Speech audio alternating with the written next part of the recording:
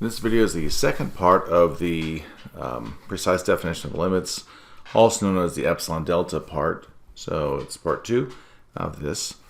So let's go ahead and take a look. The learning outcomes for this section would be to use the Epsilon-Delta definition to prove the limit laws and describe the Epsilon-Delta definitions of one-sided limits and infinite limits.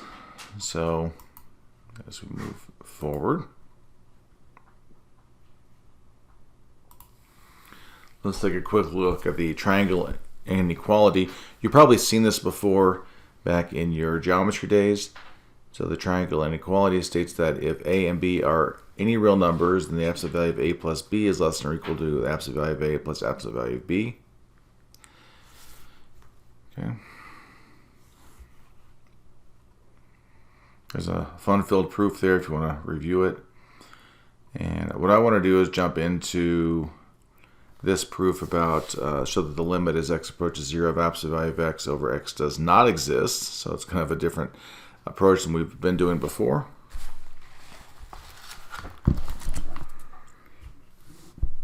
So here's how we're going to do it.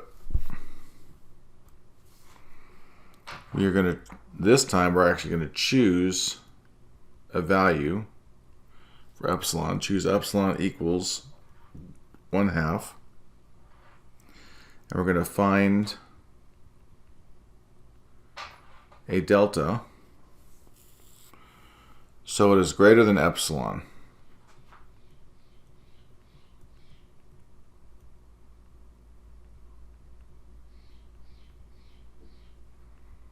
Or delta greater than 1/2.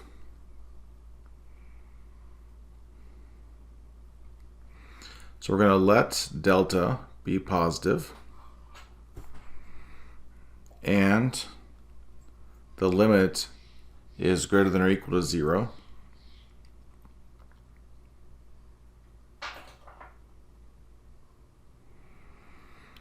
And in that case, we can set x equal to negative delta over 2. If that's the case, then the absolute value of x minus 0 equals the absolute value of negative delta over 2 minus 0, which is the absolute value of negative delta over 2, which equals delta over 2, which is less than delta. Now, we have a but. The absolute value of f of x minus L is equal to the absolute value of x over x, the absolute value of x over x minus L. Again, this is, by the way, for L being positive. So that's going to be the absolute value of negative delta over 2 over negative delta over 2 minus L, which is equal to the absolute value of negative 1 minus L,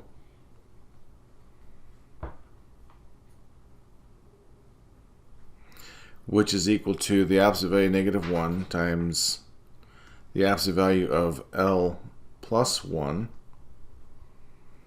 which is greater than or equal to 1/2, which is greater than epsilon. Now, in the other case, now what we're showing is the limit from each side is not going to be the same. So I'm going to just give myself more workspace here. If L was less than 0, we can say that x equals delta over 2, positive this time. Then the absolute value of x minus 0 is equal to delta over 2, which is less than delta, excuse me.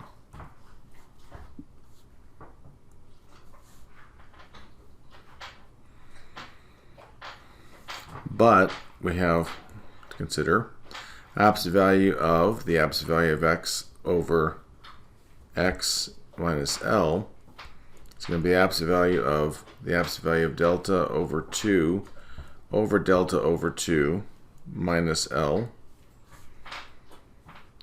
which is equal to 1 times the absolute value. Actually, I don't need the 1 times, but it's just going to be absolute value of 1 minus L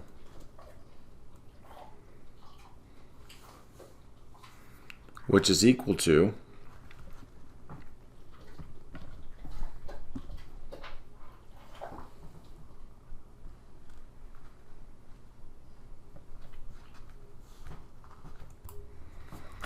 the absolute value, sorry, my cats are right here, absolute value of L plus 1, which is greater than or equal to epsilon. So for all L, both positive and negative, the limit as x approaches 0 of the absolute value of x over x is not going to be equal to L.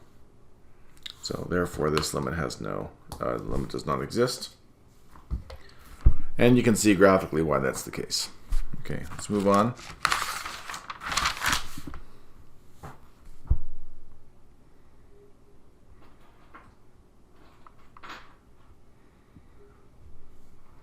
So another example we have here, finding details, deltas algebraically, part 1.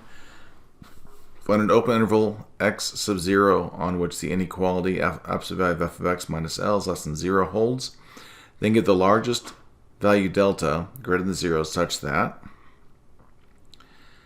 for all x satisfying the absolute value of x minus x sub 0 is greater than 0 and less than delta, the inequality absolute value of f of x minus L is less than epsilon holds, so that our definition of the limit holds. Okay, so this is going to be a fun one. I'm going to give myself some space to work here. So let's look at that absolute value of f of x minus L needs to be less than epsilon. So that's going to be our 2x minus 8, that's our f of x, minus 6, that's our L, is less than epsilon. They give us an epsilon in this case, so 0.14. So the absolute value of 2x minus 14, skipping ahead in my head, 14 is less than 0.14. So we could factor a 2 out, we have the absolute value of x minus 7 is less than or equal to, or just less than 0.14.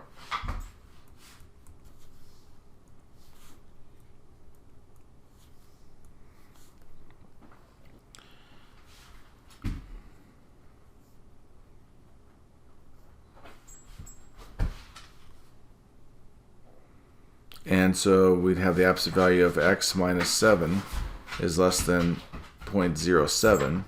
So if we broke that out, that'd be negative 0.07 is less than x minus 7, less than 0.07. And if we add 7 to all the parts,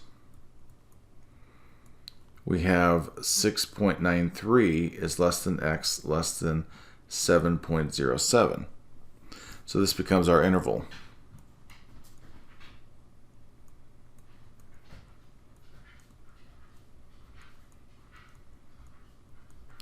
And for the second part of that, if we wonder what the delta is, just recall that the delta is going to be the absolute value of x minus, in this case our x sub 0 is that 7x minus 7 needs to be less than delta. Well, we kind of already found that in this line right here.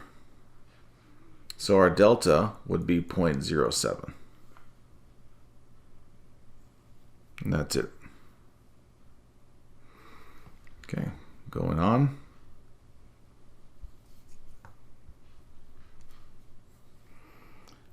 Let's see, next one is find an open interval about x sub 0 on which the inequality absolute value of f of x minus L is less than 0 holds. Then give the largest value delta greater than 0 such that, okay, so kind of the same thing. We have, again, absolute value of f of x minus L needs to be less than epsilon. That means it's going to be the square root of x plus 4 minus 3 is less than the epsilon they give us is 1.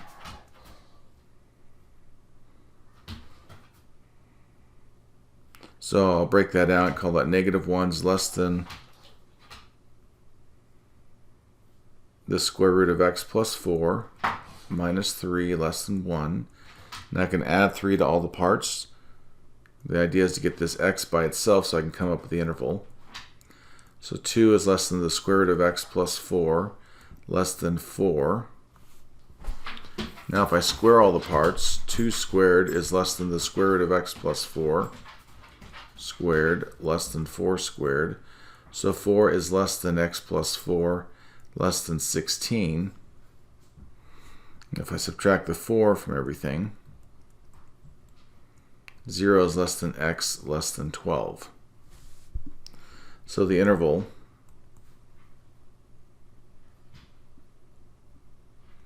is going to be from 0 to 12. Now if we're trying to find that delta,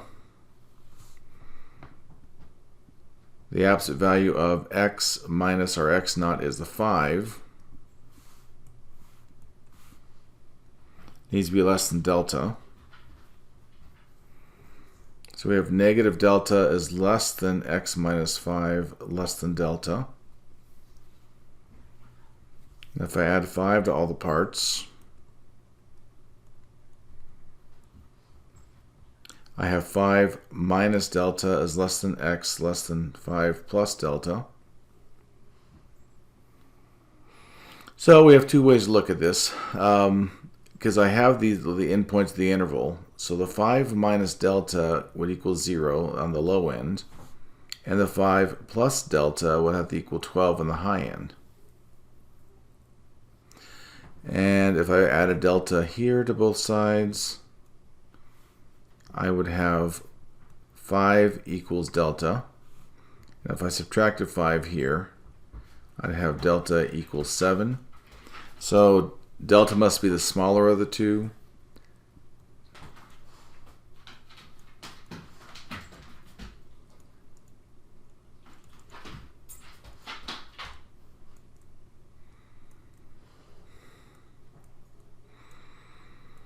So delta equals 5. Okay, that's it. We've got another one to do. One-sided limits and infinite limits now. We're on to that. So in this case, limit from the right, we're talking about an interval from a to b. And so given this interval, we can only approach a from the right side, and we can approach b from the left side. So that is why we have this limit arrangement. The limit as x approaches a from the right side of f of x equals L, if for every epsilon greater than 0 there exists a delta greater than 0 such that 0 is less than x minus a less than delta, then the absolute value of f of x minus L is less than epsilon. Limit from the left side, so left side of b here, let f of x be defined over an open interval of the form ab, where a is less than b, then the limit as x approaches b from the left side of f of x equals L. Now watch this, it gets a little different. If for every epsilon greater than 0 there exists a delta greater than 0 such that 0 is less than b minus x, so that's the first time we have the number it's approaching, subtracting the variable, is less than delta, then f of x minus L is less than epsilon. So the problem we're going to work with here is proving that the limit as x approaches 4 from the right side is equal to 0. And this is a radical, so x minus 4 needs to be greater than or equal to 0. I'm just going to verify something here. So x needs to be greater than or equal to 4. So our interval is going to be from 4 to infinity. So if we're going to approach 4, it has to be from the right side. So we'll go through the process. Let epsilon be greater than 0 and choose delta to be something. We're going to figure that out so that 0 is less than x minus 4 less than delta. Okay, so let's do our scratch work down here.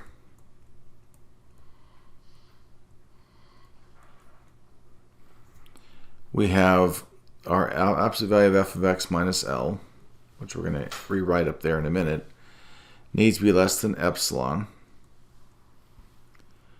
So that is going to be the square root of x minus 4, and the L in this case is 0. So x minus 4 minus 0 is less than epsilon. So the absolute value of the square root of x minus 4 less than epsilon. So if I square both,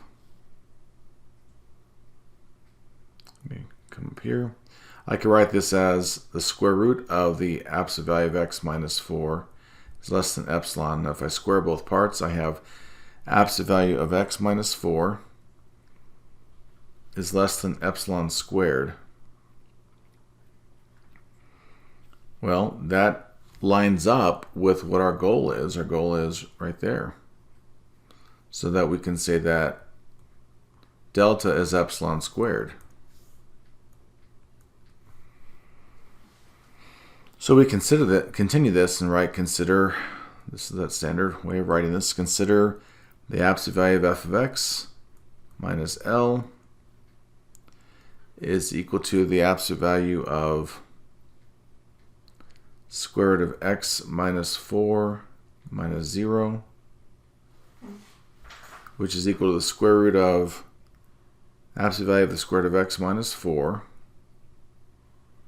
which is equal to the square root of absolute value of x minus 4, which is going to be less than the square root of epsilon squared, which equals epsilon. Therefore, the limit as x approaches 4 from the right side of the square root of x minus 4 equals 0. Okay, that was fun stuff. And we got one more to look at. Very similar to this. So this one we have same type of thing, fine, except this one we're going to approach 1 from the left side instead of approaching number from the right side. And if we think about this, under the radical, that 1 minus x needs to be greater than or equal to 0. So 1 is greater than or equal to x, or x is less than or equal to 1. So it must be on the interval from negative infinity to 1. So we can only approach this from the left side. Okay, so again, we'll let epsilon be greater than 0. We're going to choose delta to equal something so that 0 is less than the absolute value of x minus 1 less than delta.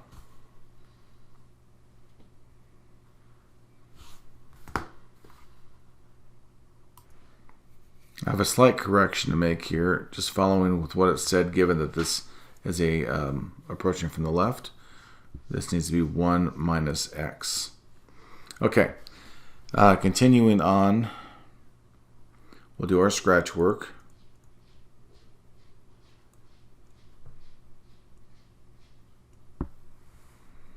And we have the absolute value of f of x minus L less than epsilon, so that's going to be the square root of 1 minus x minus 0 is less than epsilon.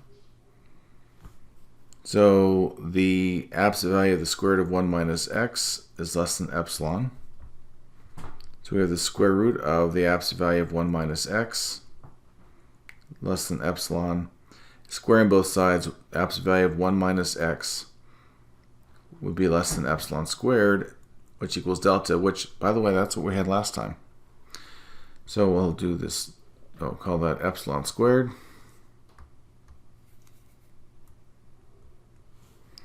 And let's carry forward with this. We would consider the absolute value of f of x minus L equals the square root of 1 minus x minus 0, which is going to be equal to the square root of 1 minus x, absolute value of 1 minus x, absolute value of the square root of 1 minus x, which is the square root of the absolute value of 1 minus x, which is less than the square root of epsilon squared, which equals epsilon. And so therefore the limit as x approaches 1 from the left of the square root of 1 minus x equals 0. That's it. Okay, that was a lot of fun. Hope this made some sense, but we get to move on now to the definition of a derivative and all the fun that comes with that. Okay, see you guys as we go forward.